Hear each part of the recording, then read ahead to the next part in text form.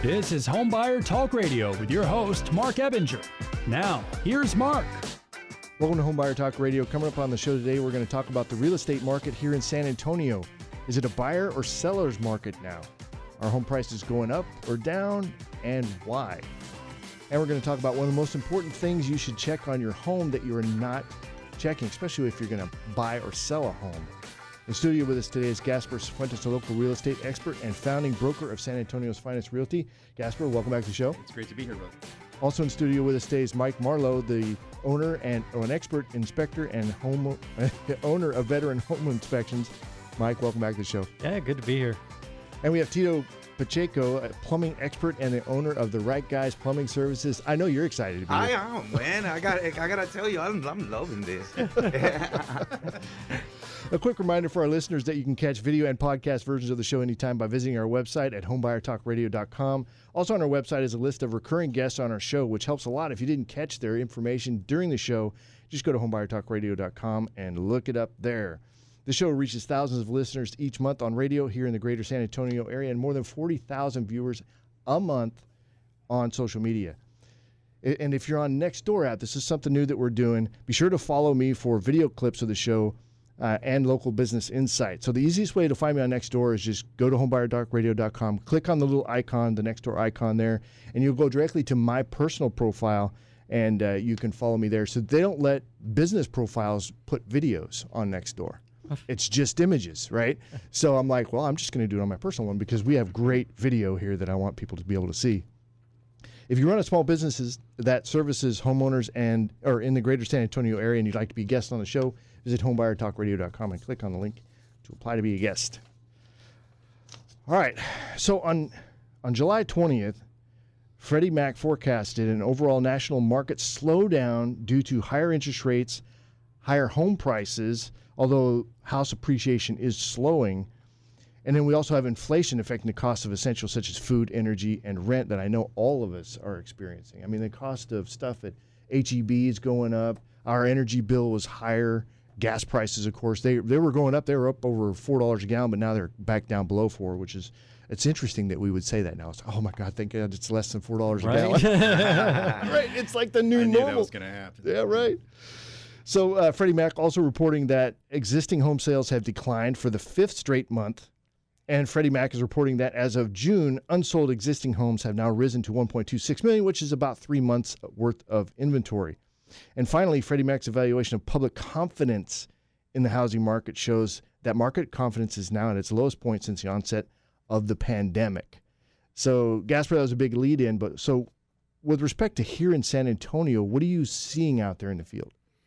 Well, you have to remember what they're forecasting, is just based on all the averages nationwide. So you got to see things a little bit differently from the local side. Always. It's always going to be a little bit different everywhere you go. Mm-hmm. And that's always been the case. Markets fluctuate from not just region to region, but from state to state. And it may even be from just neighborhood to neighborhood. It can be that divisive. True, yeah. Yeah. So what we're hoping for, like I've talked about in the last show, that we did, was a slow, steady decline, so that we don't come crashing down, because then everyone loses their home values simultaneously, and that gets really sticky.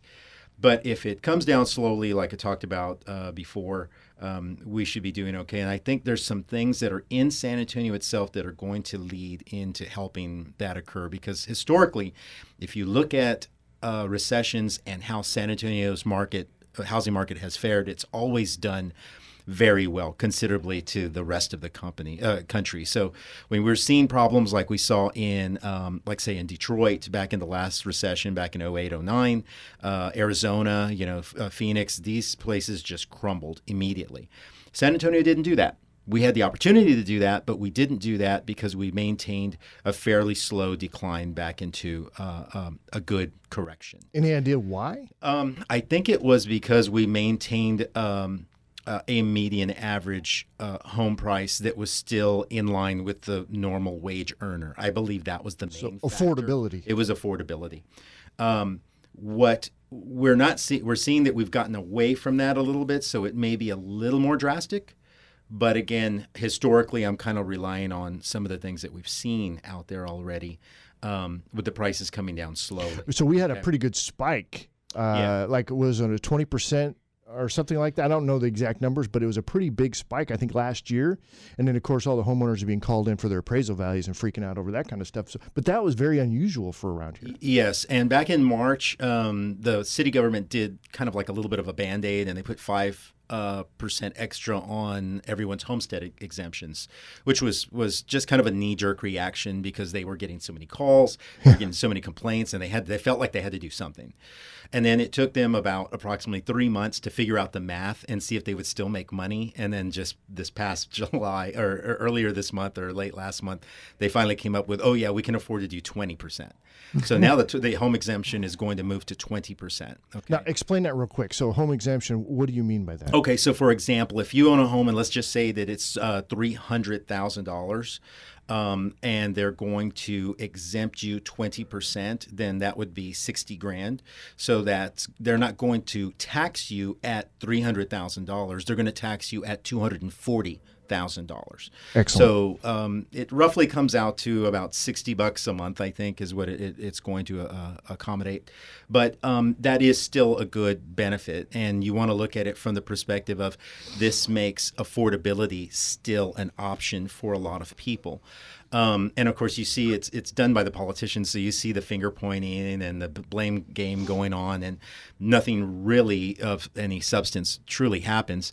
But at least you see some movement in a positive direction of some sort. Would you characterize the homestead exemption as a Band-Aid? It is a Band-Aid. Again, I think that the main source needs to come from property taxes in legislation. We really need to get a hold of this. But you see, Democrats will blame Republicans. Republicans will blame the unions. And the unions then turn back around and just start pointing fingers at everybody else. Well, what about your kids? They do this type of thing. I'm talking about the teachers' unions because the majority of that money is going to public school.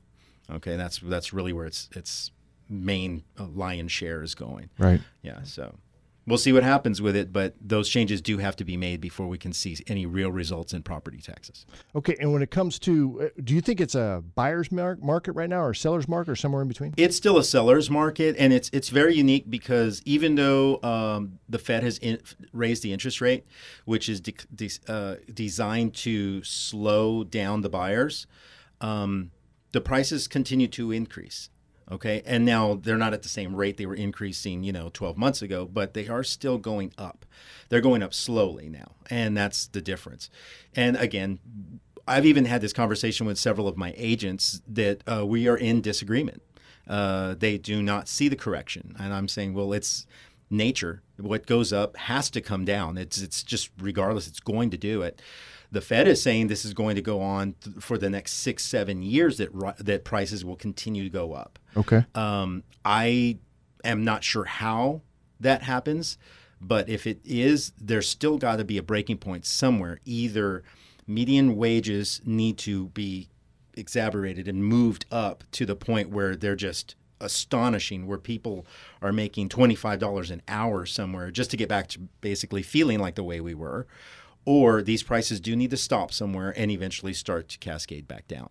There's got to be some give to it. I don't understand how that occurs, but I guess we're going to find out sooner or later. We all will. Yeah. So with respect to inventory here in the San Antonio area, how are we doing there? We're still at about a month and a half, creeping up on 2 months. I watch it weekly, and you'll see the numbers just by 1/100th of a point start to move itself up. Time is taking longer to actually get something off the market, but at the same time, it's still a very good seller's market at this point. What do you think is a healthy inventory in the San Antonio area? I've always said what I see as a healthy inventory is anything between 3.5 to 5.5 months. Okay, so we're still fast. Yeah, we're still very fast, but not as fast as we were before. But you're going to see this probably linger on for quite a while, and that again kind of goes back to the demand process and the lack of builds and different things like that, which are picking up. There's supply chain issues that are still starting to kind of sort themselves out. I even have a project of my own that for the last 4 weeks, the guys still can't find all the supplies we need to get our stuff done. So it's just the way it is right now. Yeah, the supply chain has definitely got some problems. All right, Gasper, if people want to get in touch with you, how do they do that? www.sanantoniosfinestrealty.com, or they can contact me at 210-332-0161. Thank you, Gasper. We appreciate that. Always a pleasure to have a chat. All right, so Tito, plumbing. Yes. We had a chat a couple days ago, and you're very passionate about some issues that are going on out there. And that's one of the things I love about Tito is he's passionate about everything that he's doing. Here we go. Well, No. when you hire somebody, it's like, it's good that they're passionate, that they care about what it is they're doing. So for those of you who haven't met Tito yet, Tito Pacheco is an expert plumber and the owner of Right Guys Plumbing Services here in San Antonio. He's a friend of mine. He's done work at my house, really, really good quality work. Very pleased with it. Real quick before we get into it, though, so if folks aren't following you on Facebook, that's a great place to make sure to find the Right Guys, and that's GUYZ Plumbing on Facebook. But your Facebook pages, you guys are posting video tips there and also image tips, stuff like that. But you're getting a lot of activity over there. How are things going with your Facebook page? Everything is wonderful. It's been a thrill. We've seen those numbers going up. We've seen more people interacting, and compared to what it was a couple months ago, it's just been fabulous. Yeah, I can't complain. Right. You Excellent. done a marvelous job. So. Well, I think part of it is your charm, your natural charm, right? Is you're fun to talk to and fun to listen to. So that's my personal opinion. But anyway, so make sure you guys follow him on Facebook. So the biggest problem you're seeing out there with respect to you're getting calls to jobs on a regular basis when somebody buys a home and then they got this big issue. What are you seeing?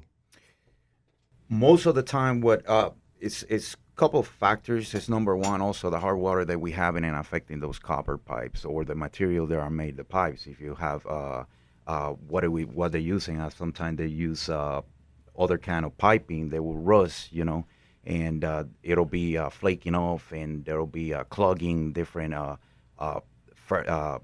faucets, the kitchen, the landing on the toilet, one of those things also too. But the most that we're getting, it's problems with sewer lines. Okay. Explain that. Well, what's going on is when the new home buyers that buy this home, they don't think about those kind of stuff. No, we don't. No, you don't. The house is beautiful. Everything looks nice. The wife is saying, let's just move in. Well, let's move in. The wife happy, life happy, right? Yep. But the thing is going on that you're not catching on one of the most things that is very important, which is the drains, the sewer lines in your home that you cannot see. And we're finding people that have moved, not even been in the house for 2 months, they start flushing and they start finding serious problems. So why are the problems coming up after they move into the house? Why were they not there before? What kind of factors influence that?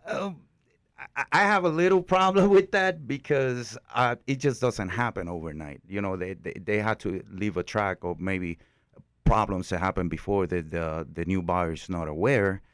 But unfortunately, these kind of things happen. You got inspectors that do their job, that they're amazing, like Mr. Michael over here, and then you got some other ones that they're not as theoretical. They don't go and really inspect what's going on, and the house just passes like that. And when they move in is when they see these kind of problems. But it is a problem that it's been happening. It just doesn't happen. So, but what if you have say you got a couple that live there, right? A husband and wife that live there, and then after you get maybe a family of 6 that moves in after there. So, I mean, would that have an impact? Because you've got a lot more sewage, a lot more water flow. Definitely. If you were to have a family of 3, it's not the same as family of 5, and 3 of them are teenagers. And also they're girls. Yes, especially like. Let me start. I got 4 of them, and my God, I think I work for them full time. That's right. You got all girls. So, Mike, just as quick.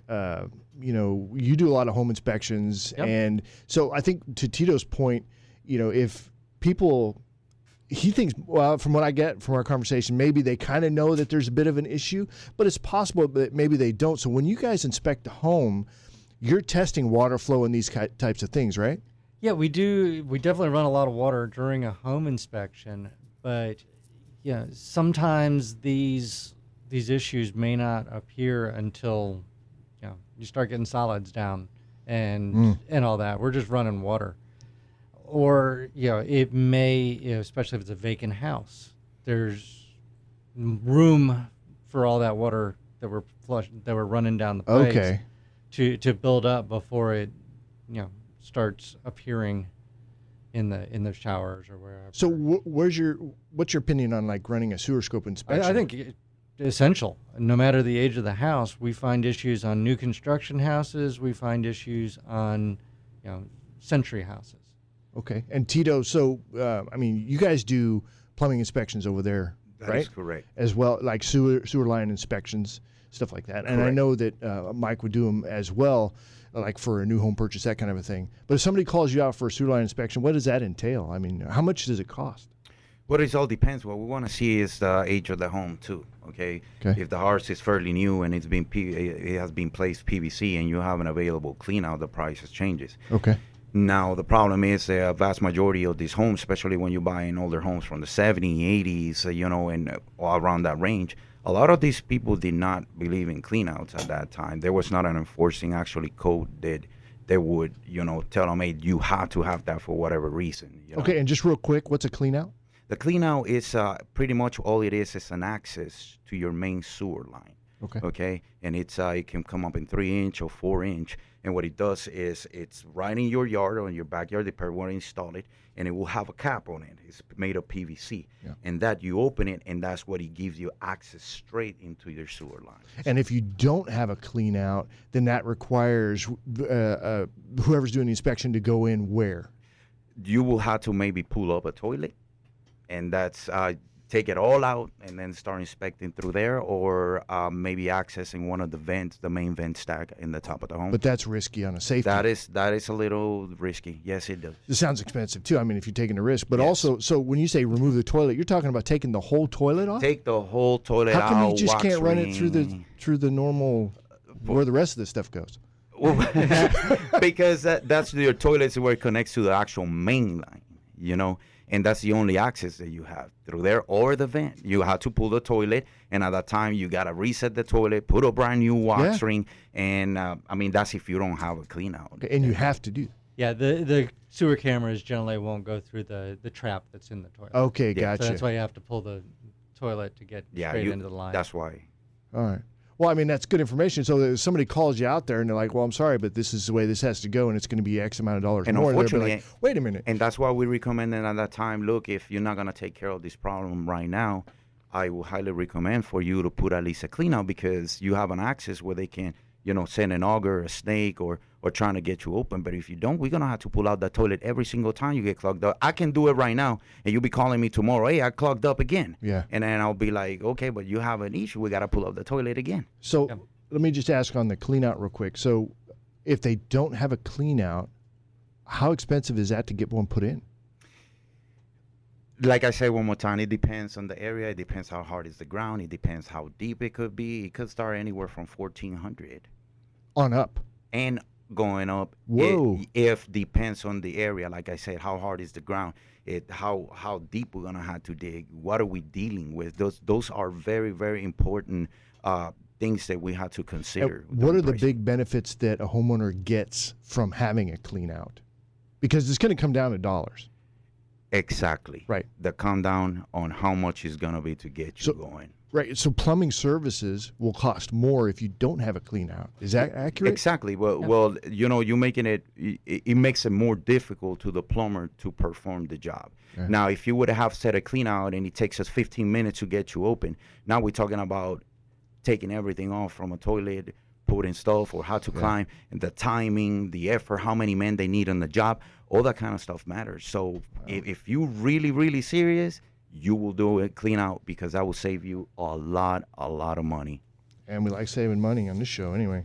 All right, Tito, if people want to get in touch with you, how do they do that? They can check me out on the Facebook, man, that you did. It's wonderful. Thank you one more time. Or they can check us at www.therightguys, that's GUYCTX.com. .com. All right. Awesome. And what's your phone number? 210-744-4397. Awesome. All right, Tito, thank you for coming in. Always a pleasure, sir. No problem. And so, Mike, we're going to kind of build on that here in a minute. But so next up on the show is Mike Marlow, the owner of Veteran Home Inspections and an expert home inspector. It's like, look, if you're going to get a home inspection done, you need to give Mike a call. Mike, welcome back to the show. Yeah, always good to be back here. All right, so my personal story. We're going through a home sale right now in California, right? It's an estate deal. And we didn't have a home inspection done. I'm not making decisions on this deal, right? But we didn't have a home inspection done before we listed the home, and it has just kind of been a bit of a mess after that because some things were found that are a couple major items and which we would have known about if we'd have gotten an inspection done before and could have let potential buyers know along the way. And I think it would just help everybody with the response that happens when big items can come up. So getting a home inspection done before you list, yes or no? Of course, yes, you should. Besides the fact that it's more business for us, it takes a lot of stress out of the home buying process for both sides. Like you said, you got hit with a bunch of surprises. If you had known about those up front, you could have disclosed them, and anybody looking at buying that house, they're making the offer on that house is already knowing the true condition of the house. Right. It's less liability for you as a seller if you hey, look, we had an inspection. This is everything we know. Yeah, you're full being disclosure. full disclosure, full transparency, whatever you want to call it. Yeah. And you're less likely to have a house fall out of escrow after the buyer's home inspection if they even get one. So there's two reasons why I think people aren't doing that. Number one is they're afraid of the information. Yep. They're afraid of knowing, which that is never a good position to put yourself in, is where you lack that information because you lack positioning within that negotiation process. The other thing is cost. So, but I mean, how much are we talking for on average? It's $375 is where we're starting it on home inspections Yeah. for 2,000 square feet. So it's not a huge cost, but it could be you can fix the easy stuff. If it's something big, you disclose it. Maybe get an estimate. Say the main drain line needs to be replaced. You call up Tito, you get an estimate. It's going to be X number of dollars. House is priced accordingly. Here's an estimate from Tito who's willing to come in and do this repair for this cost. Because I'm sure Gasper will echo this, but buyers tend to overestimate the cost of repairs. Every time. If a roof needs to be replaced, say it's a $5,000 roof, and the buyer says, "I want $10,000 for that," but you hand them an estimate and say, "Look, here's Oh, good point. Patriot Roofing is going to do this roof for $5,000." So now you have all of this information already set up to take that argument out of the process. And it lowers the stress. Gasper, to Mike's point, so how is that a smart tactic to do it? Absolutely. Yeah, contractually, the buyer and the seller agree to purchase the home as is.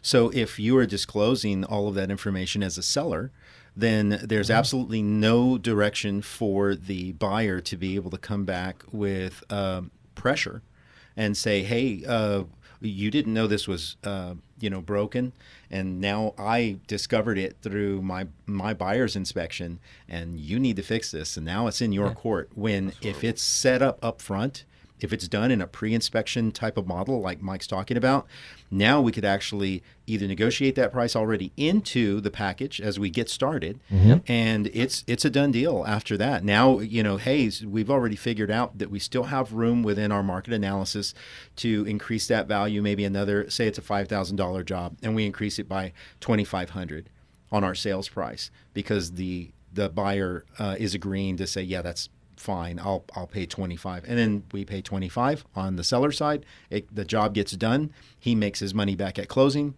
it's a wash. It's a good practice to get into. Mike, thank you for that, Gasper. Mike, are you getting called out for listing We inspectors? are starting to see them pick up again. Of Okay. course, when it was the super hot sellers market and, people weren't doing inspections and buying whatever they could get their hands on, pre-listing inspections were not a thing. Which was killing me, by the way, as the broker. It was killing me to see those contracts come. I was like, where'd your option period go? Yeah, exactly. What's going on? Yeah, we still stayed busy on the buyer's inspection side, but now we're starting to see more of the seller's inspections start to come back in again. And, of course, we're happy about that because it just makes everything easier. It's less stress for everybody. As a seller, you may not like seeing the fact that, hey, there's stuff broke on our house that we didn't know about or we had, been ignoring and forgot about. Mm-hmm. But it's in the long run, it's going to make everything easier for you. So real quick, when it comes to like older home inspections, like homes from the 70s, it's hard to say that these are old homes now, right? Yeah. But Let's go homes from the 60s at least. So give me like your top 3 items you're finding on these older homes, say like, from the 70s. In this area, foundations, electrical, and plumbing. Okay, and what kind of electrical issues are we talking about? Aluminum wiring or old wiring, ungrounded systems, things like that. Okay. And plumbing, what kind of issues are you seeing on plumbing? Depends on the era of the house, but the various types of piping that we have found have been bad, like polybutylene, Kitec, galvanized, which Tito was talking about earlier, cast iron drain lines, or even worse, the Orangeburg paper rolled up with tar and formed into a pipe. Whoever came up with that idea was a genius. Right. Or the clay pipes. That's what we're finding is just aged systems that have exceeded their life expectancy. ACs, heat and AC, if that goes out, people get it fixed.